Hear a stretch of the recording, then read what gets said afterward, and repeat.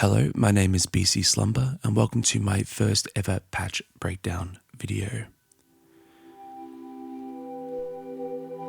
Today we're going to be exploring a patch that I've performed on two different occasions.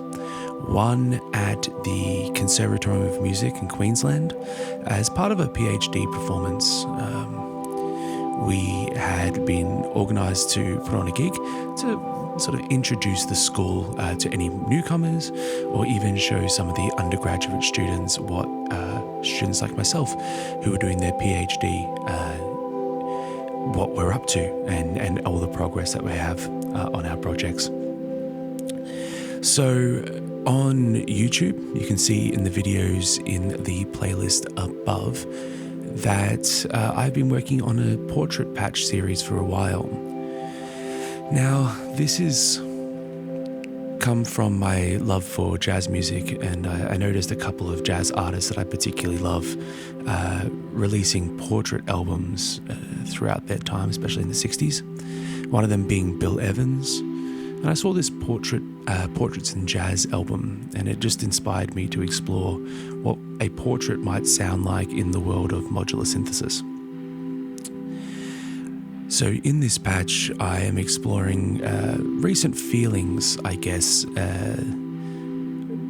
Just a bit of a disclaimer. A few weeks ago, I was diagnosed with ADHD, and while I didn't think that really affected me all that much, I was certainly happy to get some clarity, but I didn't think it emotionally affected me too hard.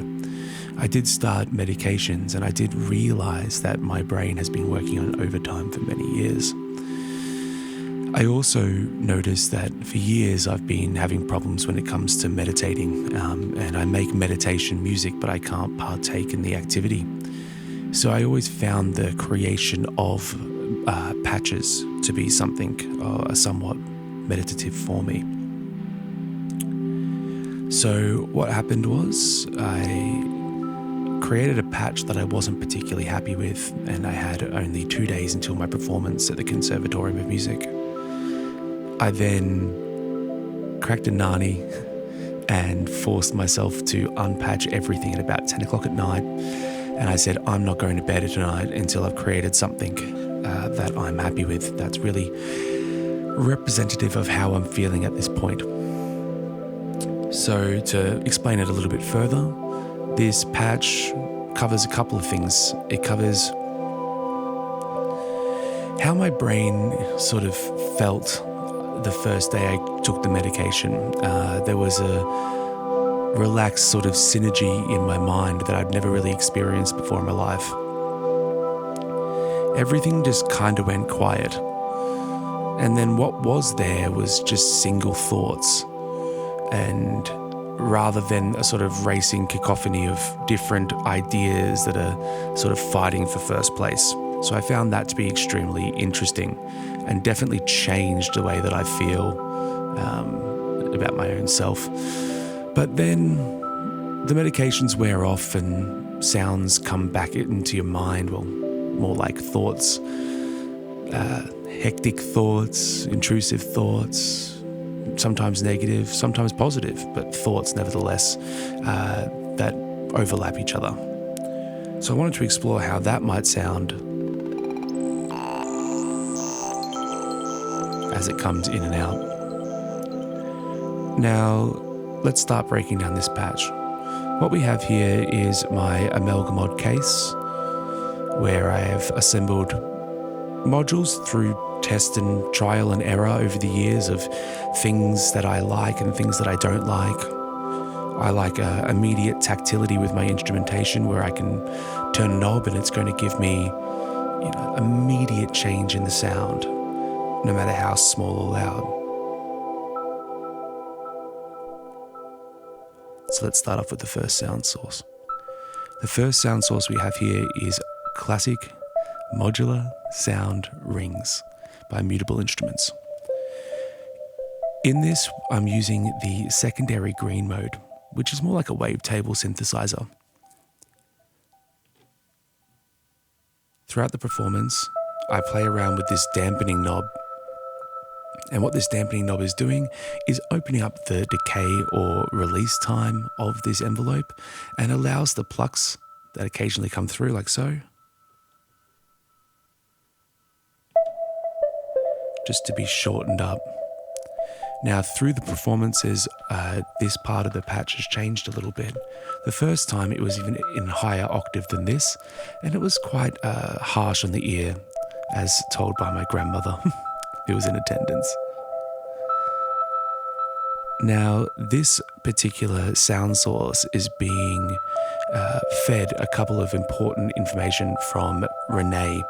Now, Renee Mark II is a sequencer by Make Noise, and I currently have it set up. So it is receiving a gate from branches by Mutable Instruments, and this is just being clocked via a subdivision of the tempo coming from my digitone.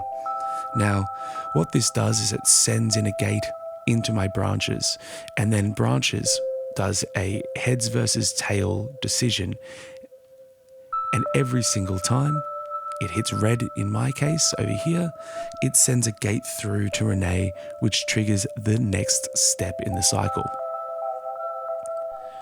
I also share that gate with the pluck of that instrument.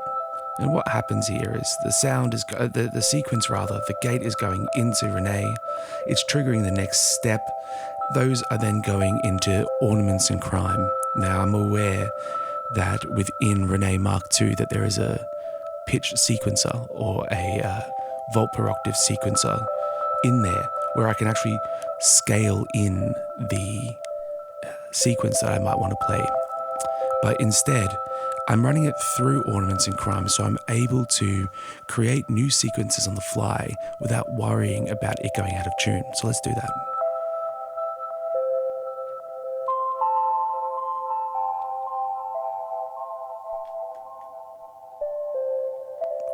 If I get branches here and I make it all the way to the left, it means I'm going to have a steady stream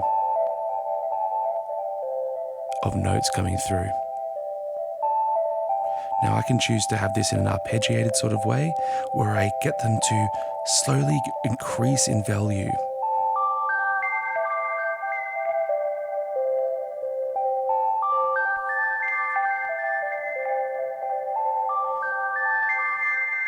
Which makes for a nice upwards arpeggiated pattern, and maybe I might go downwards on the top here.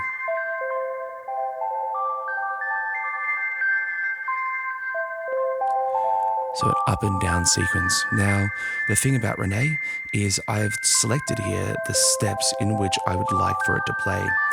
And what makes this particular sequencer so performable is the fact that I can turn off some of these gates while the patch is playing.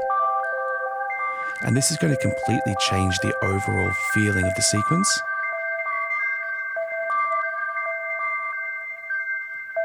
I can actually bring it down to like a 3-note sequence.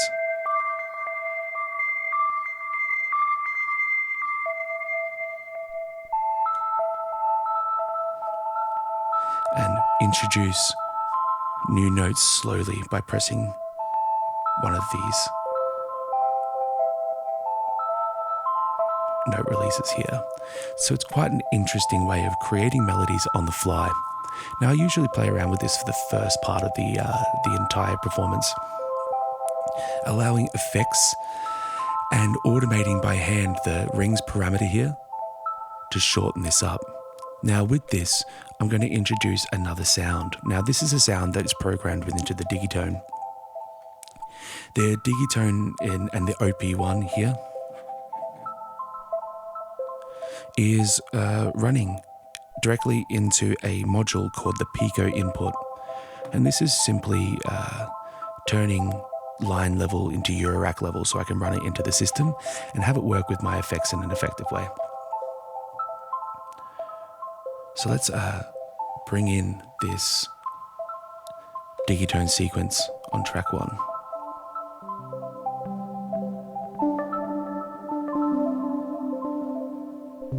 If you're unfamiliar with the digitone, it's an FM sequencer. or FM synthesizer rather, with a sequencer within. And we have 4 different timbres in which we can have going at once. I'm using 4 different timbres for different things, and we'll go through those in this video. Now, for clarity, I'm going to turn down the ring sequence. Now, the digitone has pads in it, but we'll get into that soon.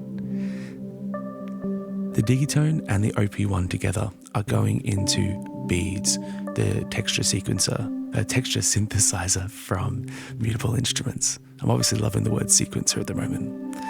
And what this is doing is it's currently pitched up an octave. So whatever sound goes in there, for example, if I turn this down and I press a C note on my Op1, it's going to take that C note and play it back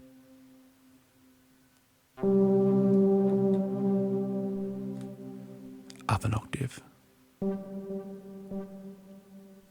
I'll play a little piano line on this.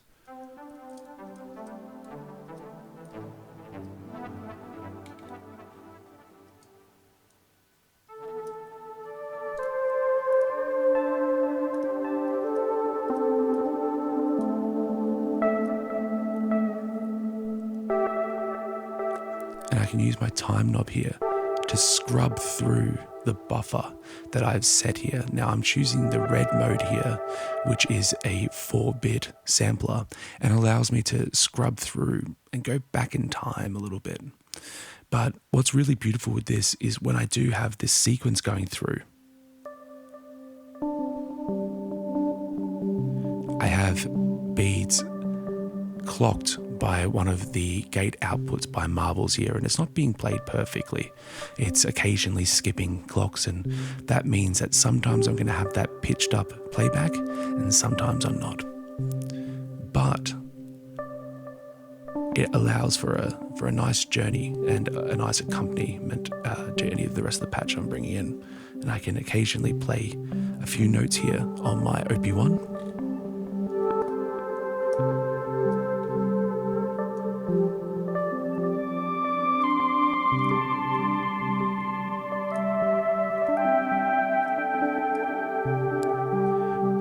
And it's going to capture that. I can actually freeze that buffer as well by pressing the freeze at the top.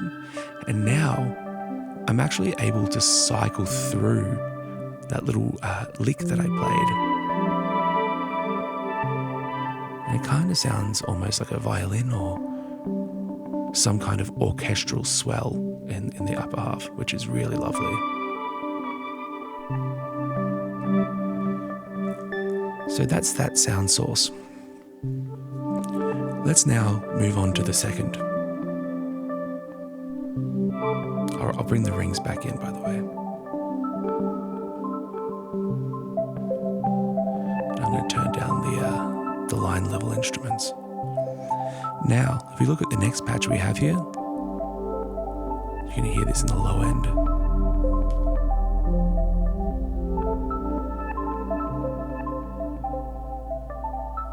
Now, this is a bass synth, and this is being played by Platts, another Mutable Instruments module.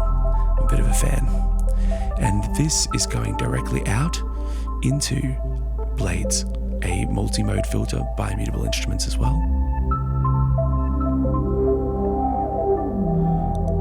Just to bring a little bit more grit to this sort of really pretty soundscape we've created. And I often believe in ambient music, the low end is kind of neglected. I hear a lot of ambient music, especially drone style music, which is focusing very heavy on mid-range instruments.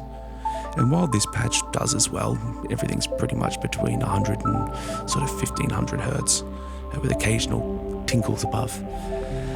I do feel like bass frequencies and bass lines are quite neglected in that space.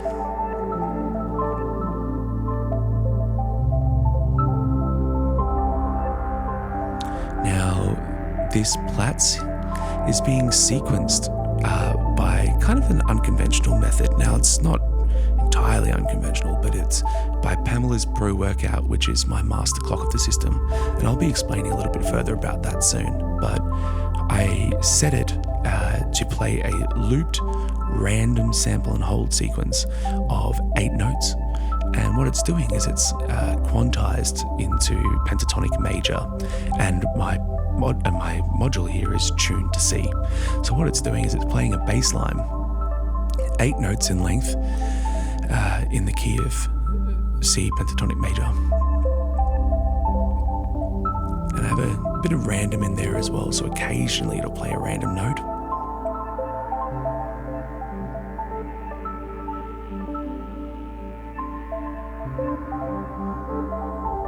But for the most part, it's pretty smooth. And it's just really there to accompany everything else. Now, when I've been performing live, there's been on 2 different occasions with this particular patch, I've kind of really pushed this.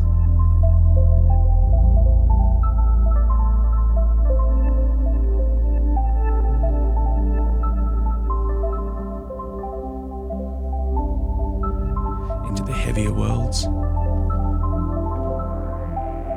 and even much louder than this.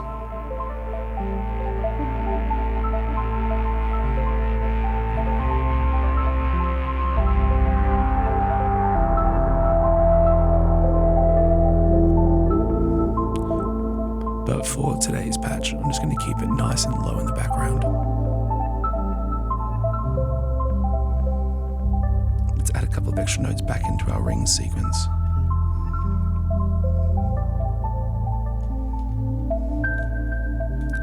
Alright, let's now move on to the next sound source, and this one's quite interesting. And it's not one that I'm using for a lot of the song. It's not a consistent like the digitone and the rings is.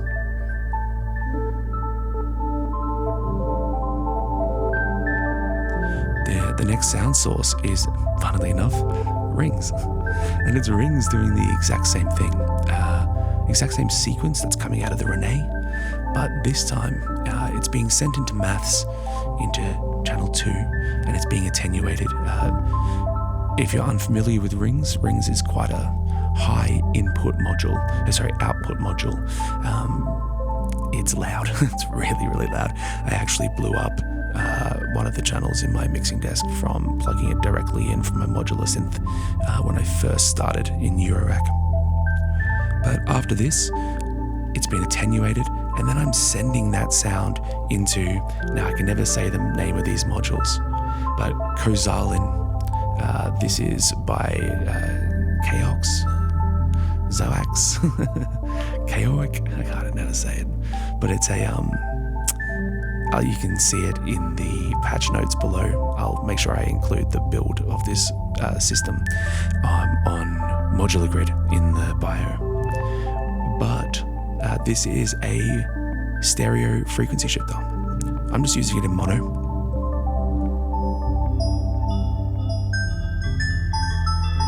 And it adds just this beautiful bell over the top. Now what I can do with this is I can perform on this, and now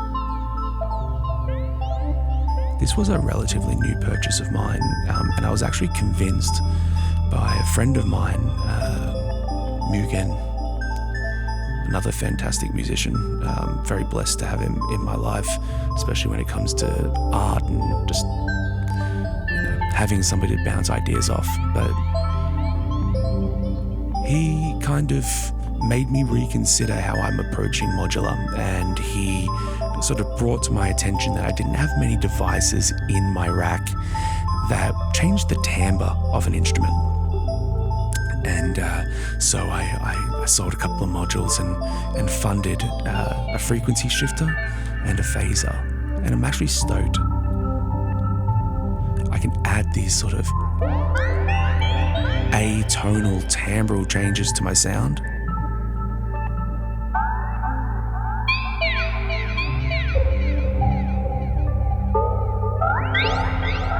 Make for just a really interesting experience for the listener. If I shorten down rings, then the frequency shifter really reacts in a different way. can start using it as a hi-hat, like a pitched hi-hat.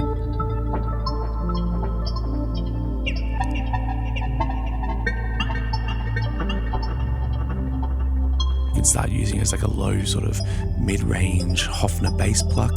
We changed the range of the frequency shifter. Kind of like a drum or something along those lines.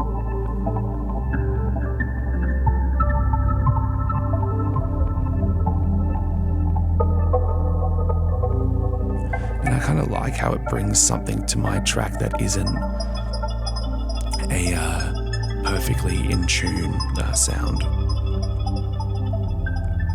Now that's one that I bring in and out occasionally.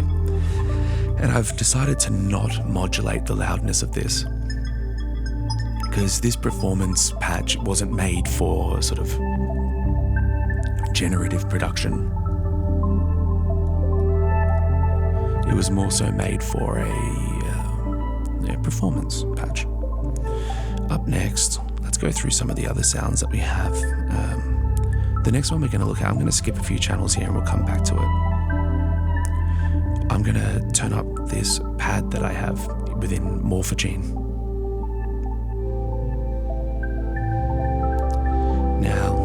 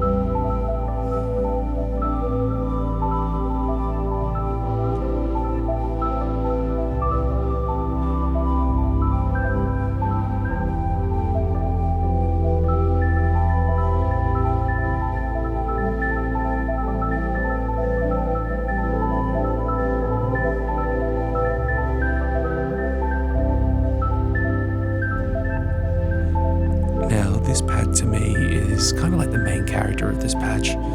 It's just beautiful, and it adds this sort of atmospheric and stunning air to the overall timbre. I love the air around the sound source that it was. Now, this is actually a recording of a saxophone, a breathy saxophone that I put through a sampler and then played some notes into that and was recorded into the Morphogene. This is then unclocked, so it kind of is just playing through some of the random notes that are in there. I particularly love when it plays the sort of end of the sequence.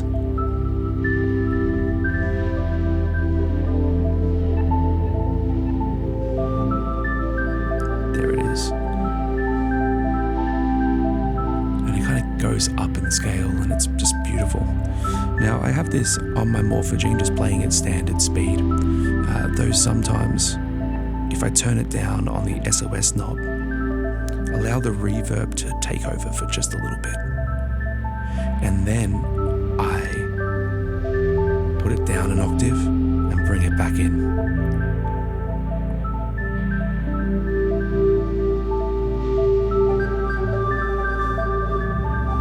It really sort of fills at that lower mids, and it's just warm and feels kind of like I kind of feel like it feels like a hug during winter with like a nice hoodie on. Now, this is all going into Mimeophone, classic pairing of make noise and Soundhack instruments. Now, this I have on the longest loop, zone and rate I possibly can, with the halo, which is a kind of equivalent to a reverb on there, all the way, well, not all the way, but nearly all the way up, with a couple of repeats. And really what this is, it's just to smear all the sounds within the morph, coming out of the Morphogene into one. Now, if I actually remove the Mimeophone,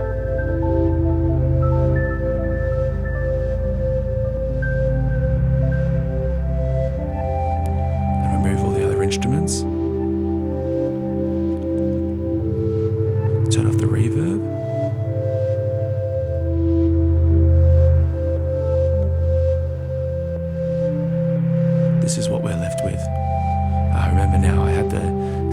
been doing some of the white noise, and I had the Udo Super 6 synthesizer playing some arpeggiated notes now that I hear it dry.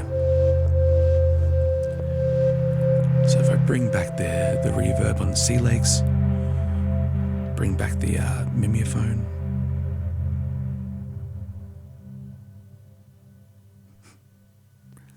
seems to have run out of material, eh? Very strange. Here we go. Alright, let's bring back the digitone.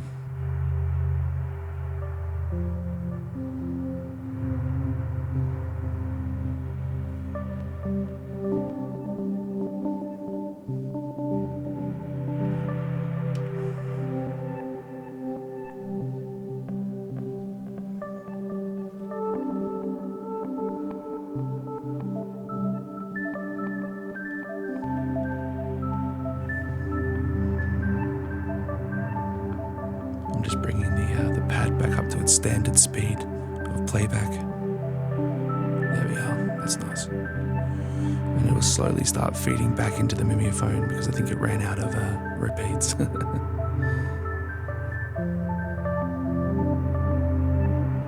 Which is sad because I really like that sound.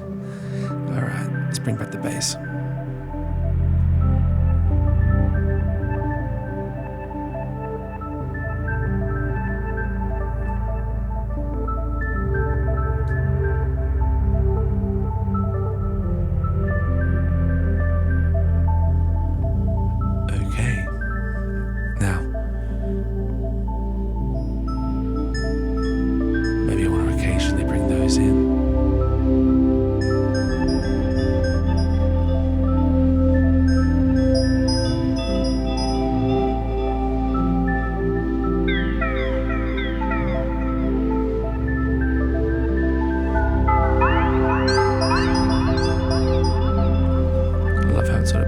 Around the stereo image.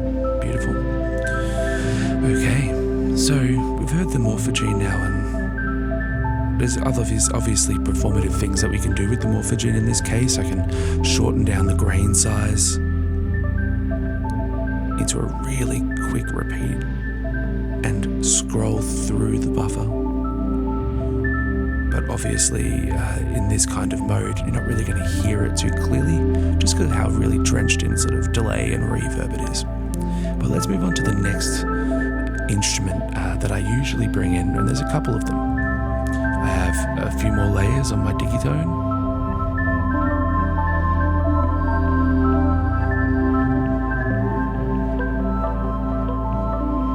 And this is just a little pluck.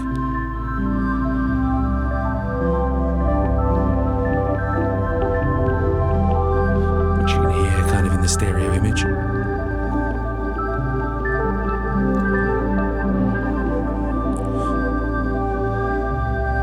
going to bring down some of the color.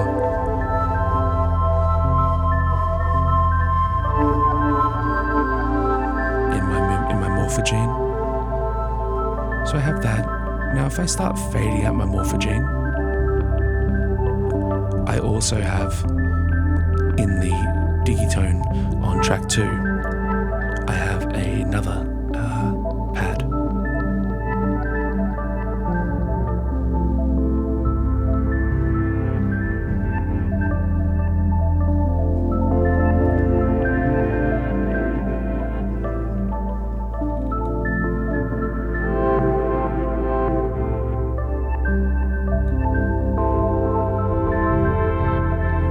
Which is always there if I want to bring in some sort of extra harmony. And I can change my sequence here, and it's going to give me almost another song entirely.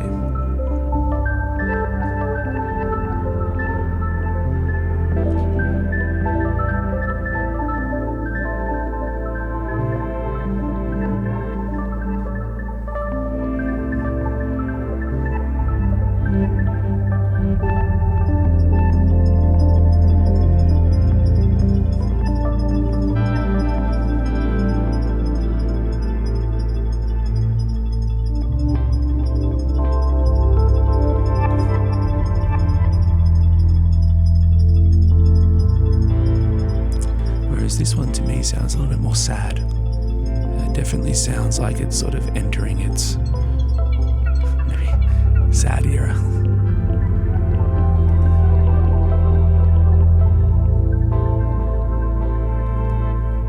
It's a strange sound that I have here on track 4 that I don't really use much, or haven't in this performance anyway.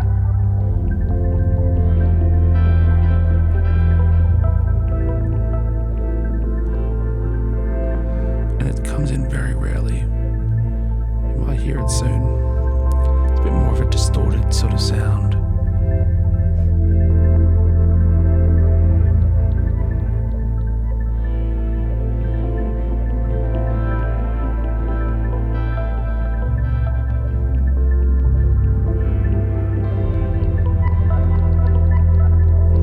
This is more so just to change the overall direction.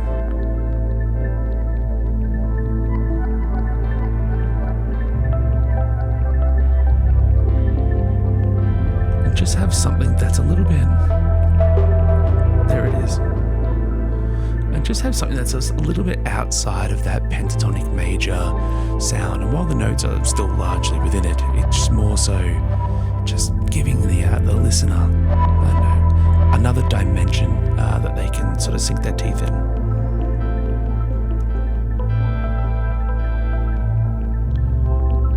I'm going to bring out most of the instruments here. Just leave it to that strange sound in the bass for a moment.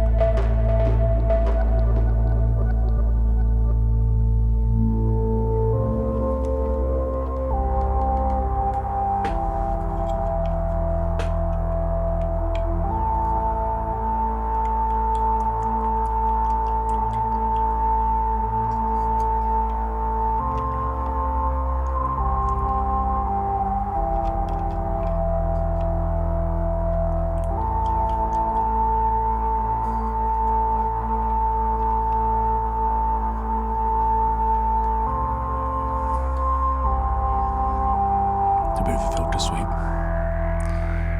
Really pick up that sort of grainy resonance. It's one of the more beautiful things about Blades. I mean, it is a digital filter, but it just has this beautiful resonance. You just gotta be really careful. It's one of those things where it's like, well, it's like this with all resonance. It kind of goes to a point where it's a bit too much, like that.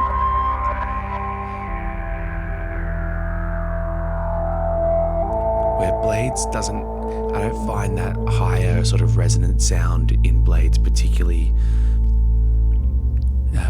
pleasant. Whereas maybe on Three Sisters or a analog module, I do.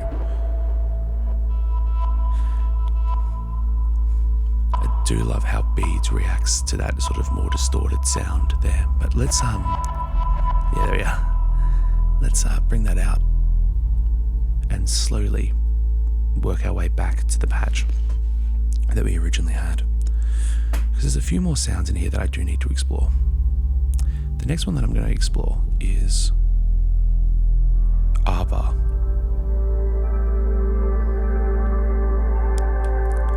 Now, I use R-bar probably in a similar way to most, and I actually don't really dive in that deep. I kind of use R-bar, or R-bar, I always spell it wrong, in a pretty, unremarkable way. I record sounds from synthesizers in the studio or from Ableton or something along those lines in there, usually arpeggiations within the scale that the performance is in, and from there I will actually put different chords onto different numbers. So I often do like on alpha, which is the first sort of layer. Here I've done Rhodes recordings. I have a Mark II that I love recording into any granular synthesizer.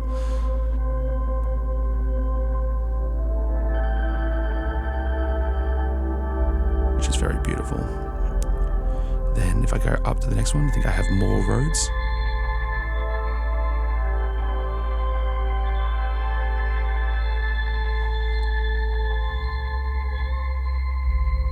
Third layer. is very much one note, but you can do very cool things with this, especially when you're matching it rather with a pad. As like a pedal tone or something along those lines. Let's then go to the next. Now this is my favorite reel for this set.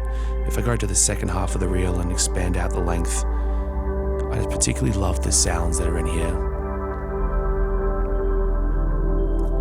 And to me it really complements everything else that can fit into it. So if I bring back in rings,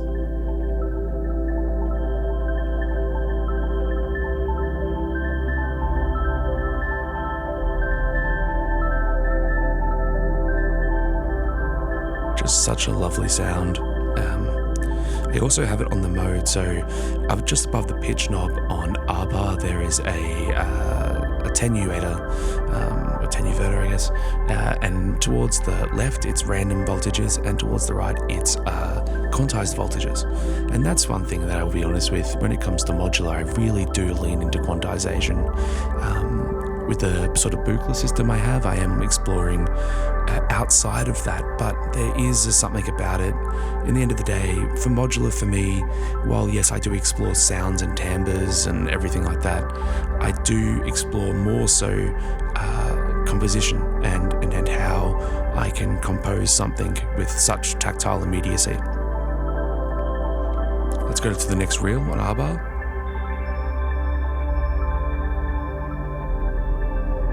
So each one just has these slightly different timbral changes.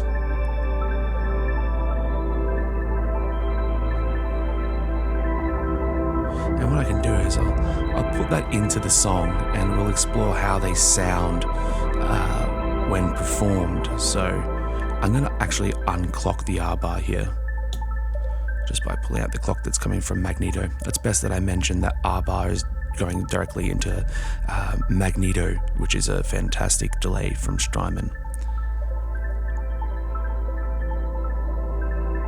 Now, so I have the song playing, I can get my sequence from my rings going, I'll make it a little less frequent, more like occasional little hits. I might bring back the digitone just a little bit. There we are. So now with the R bar, instead of the morphogene as my pad, I can create like a morphing pad that sort of cycles through these different sounds that I have programmed into it. Let's have a listen.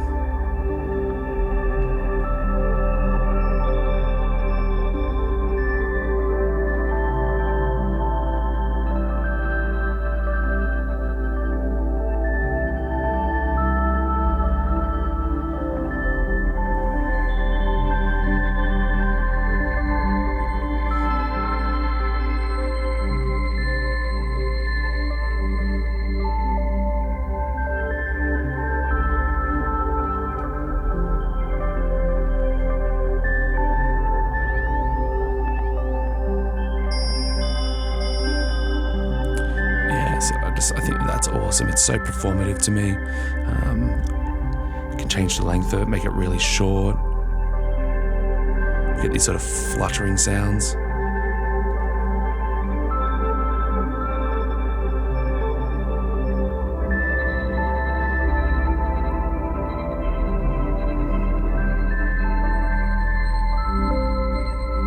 Having that going around the mix, absolutely gorgeous.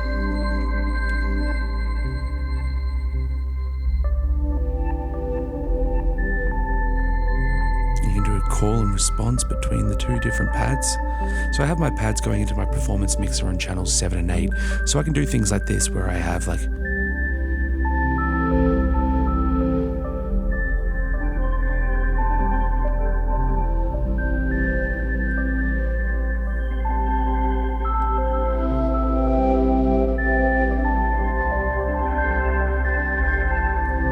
and really sort of A-B my pads in a musical way. Now you may have remembered at the top of this video I spoke about an ADHD diagnosis. I wanted to sort of create a sound that sort of represents how my brain feels when the medication's wearing off. How does it feel when I'm losing that sense of direct bliss and sort of uniformed quantization that my brain has when the medication is working? And I guess it's really strange because I kind of feel like what we're listening to now is the way that my brain worked when I was very young. And then I guess something just happened. Could have been a number of things. And then sounds like this started creeping in.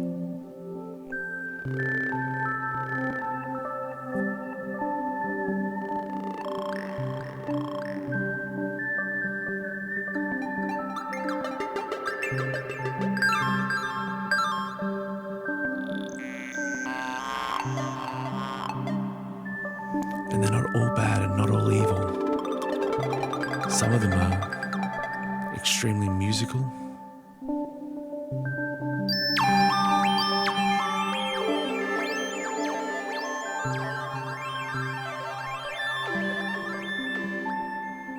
In tune. Sometimes they're out of tune. Sorry about that. But what I usually do when I perform this section live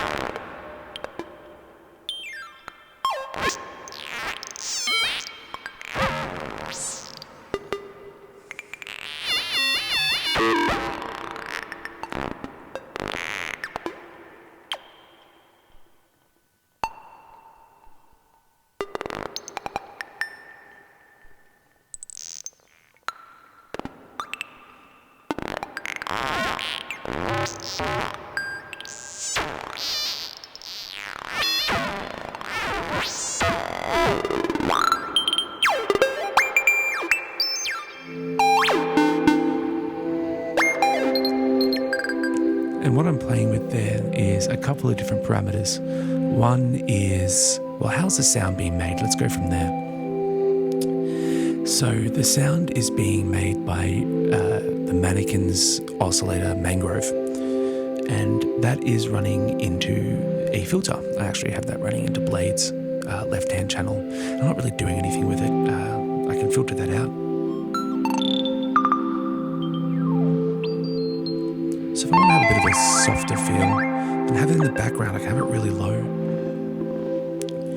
pass it or band pass it. And it just creates like a little texture there in the background to tickle our ears. But what's happening here is Mangrove is running into Blades, and then this is running out and going directly into my mixer. And you think, oh, that's quite a simple process. And while it is, yes, except the sequence that's going into Mangrove is coming from Pam's new workout, and it is a very quick, quantized, randomized pitch sequence or volt per octave sequence going from Pam's, obviously tuned into pentatonic C major, and that is going directly into the volt per octave of Mangrove.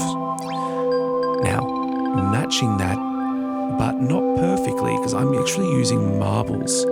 I'm using marbles rate and clock here, which is being clocked by Pam's, but the rate is sort of independent and works in different clock divisions of marbles. Works in different clock divisions of the tempo, rather, I should say. And what's happening there is as I turn the rate up, it is triggering an envelope within maths. And I'm using this envelope in cycle mode. So I'm using the attack at its absolute fastest. And then I am using a random voltage source from Wogglebug to modulate the decay time, or in this case, it's called the fall of this AR envelope. This is then actually modulating the volume output on the mixer. So it goes from what we hear here, which is allowing some of those pitch quantization or pitch frequencies to come through. If I really shorten that up,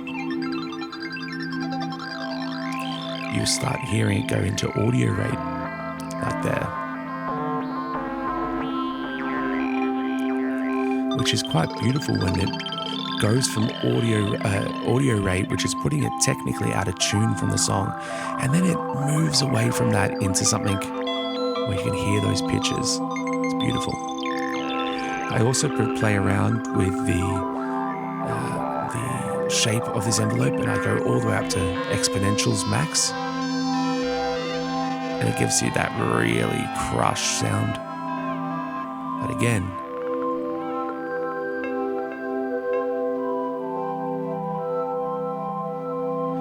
when that sequence does come back and it's clean, it's beautiful and gives wonderful ear candy to the mix.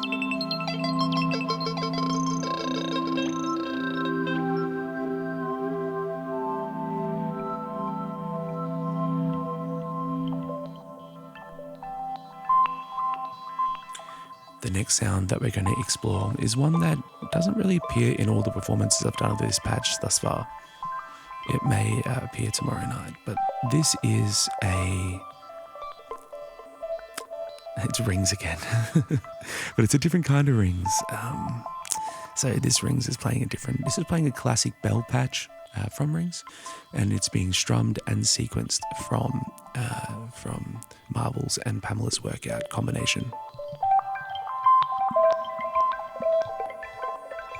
Now, what's happening here is this is going out of Rings, and it's going into the input of the Panharmonium by Rossum Electro Music. Now, this is a module that I'm sort of still learning and fully understanding, though I have found things for it in previous performances, especially one that I did with Cy Gorman running his acoustic piano directly into it live, which created crazy sounds. It was awesome. So what's happening here is it's a re-synthesizer, so it's taking in any sounds that are coming into it, and it's recreating that sound out of synthesizer voices. As we're probably aware, you stack up a bunch of different sine waves on each other in a particular formation, and you will end up actually recreating the sound.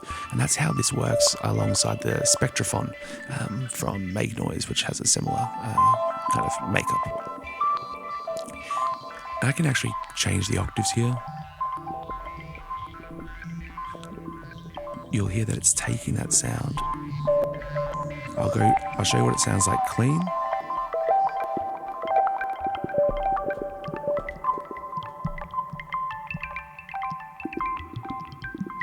Which is quite a beautiful sound in itself.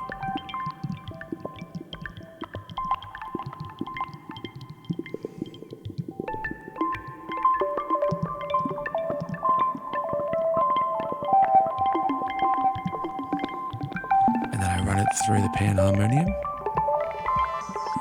and it's adding extra layers on top. I'll change it back to the sine wave. Now we're getting some of those sort of more dissonant frequencies there, because we're currently having it on 11 different notes. So when we bring in a sound, it adds 11 different voices on top. Let's change it back to 1.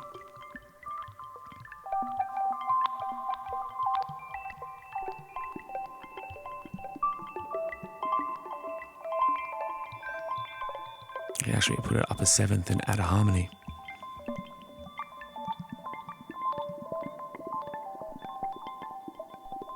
Which is also extremely beautiful. But I like to keep it at 12 o'clock. add a couple of voices.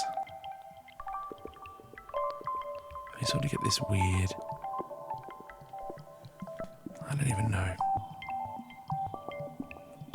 sort of phasey, band passy, notchy sequence, filter sequencer, because I'm also running it through Mannequin Sisters. It's just a bit of a filter with a filter envelope going in that's giving it that kind of percussive sort of element. Last and certainly not least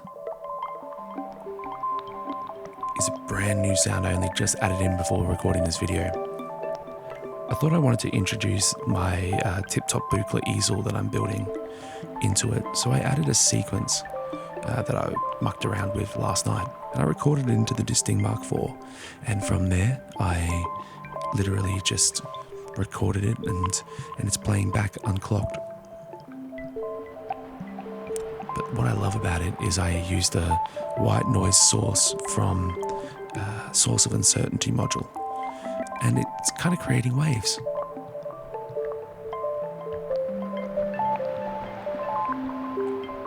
It's just crazy. I love it. So then I add a little bit of white noise from Sea Legs, which is my master sort of effects bus. Got wind.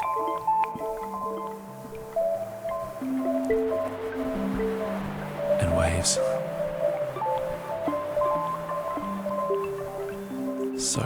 So beautiful. Love it. Alright.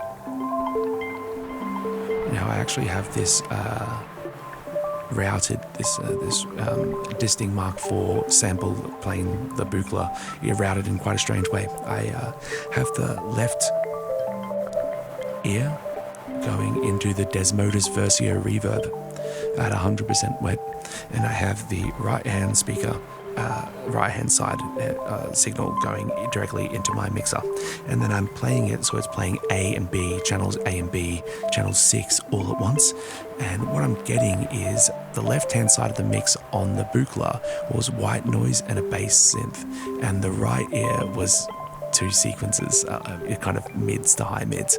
So what I'm actually getting is just a reverberated white noise and low end from the Desmodus, and it seems to be working like a wave, which I think is awesome. So what I'm going to do here, I'm going to wrap this up because I have to go and do my job. But I'll play a small set of this for about 7 minutes, just exploring how these timbres all work together.